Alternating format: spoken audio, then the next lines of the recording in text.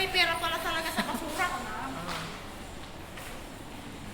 Ito eh, madayuta. Ayan, dati tape. Mabalin pa ito. Mabalin pa ito plastic. Lagi karton, mabalin niya. Yan nasa basura ang pera, di ba? Ito yung redemption niya, gift. Pero ubos na yung laman.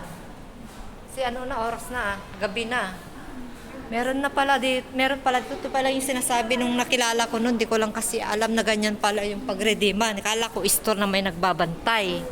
Malapit talaga dito sa market, sabi niya eh. Pagbaba mo yan sa yan, sagdan. Kasi hindi natin alam yan. Bakit na ganyan ang itsura? Akala natin yung maglalagay ka ng coins na parang bibili ka. Kung pupunta tayo dati sa malayo, di ba? Magko-coins ka, mga bibili ka ng mga drinks. Di ba?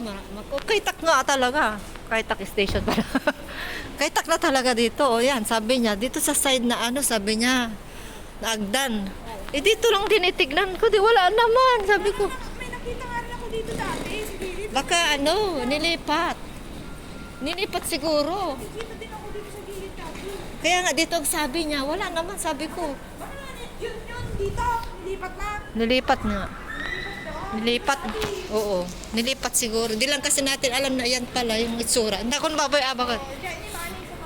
Uwi na ako. Ngayon, hindi na tayo magre-redeem doon sa malayo. Diyan na lang. No? Sige, bye-bye.